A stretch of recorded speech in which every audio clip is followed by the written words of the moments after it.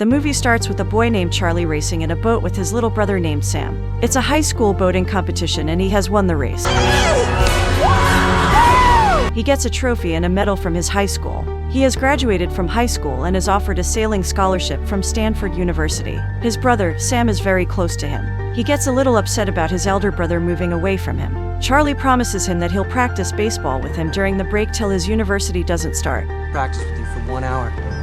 Every day, right after I get off work up until I leave for Stanford. As the days pass by, Charlie practices baseball with his younger brother every day. Before heading to start Stanford, Charlie has plans to hang out with his friends, but his mom gets an extra shift from work.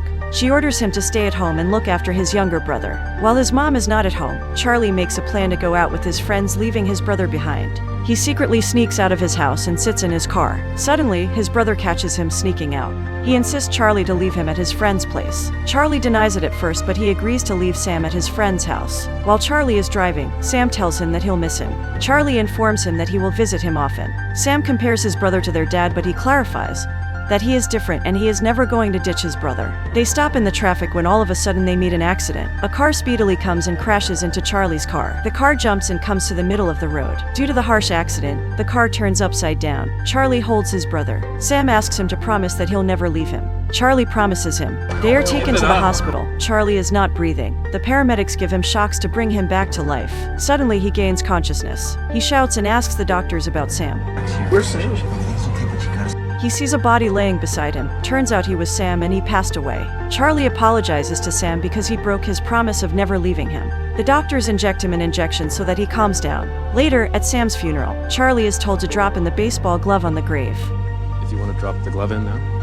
He denies that he can't do it and runs away into a forest. While running, he is crying and having flashbacks of his brother and the accident. Suddenly, he falls to the ground. The gloves and the ball fall on the ground too. The ball approaches him again. Charlie lifts his head and sees his brother standing in front of him. He has an illusion of Sam. Charlie talks to him. They promise to meet there every day at the sunset when cannons fire to play catch. Meet here. Every day at Sunset Cannons. 5 years later, Charlie becomes a graveyard caretaker where his brother is buried. His mom has moved to Portland. He maintains the graveyard and takes care of the graves. One morning he meets a man at the graveyard. His name is Alistair. He is another caretaker over there. They both talk about the geese ruining the grass of the graveyard. He informs Charlie that a waitress at a restaurant wants to meet him. Charlie is distracted by a girl who is throwing away the dead flowers from her father's grave. She approaches the two of them and orders them to plant fresh flowers on the grave. The garden around my father's grave needs to be completely replanted. While Charlie brings fresh flowers, he notices a person rubbing stones. He is Charlie's high school friend whose name is Lieutenant Sullivan. Lieutenant Sullivan.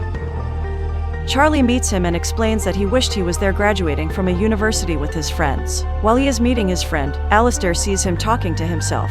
He is having another illusion. Sullivan goes away and tells Charlie that he'll say hi to his brother. Charlie understands that he is no more in this world. He was standing at his friend's grave.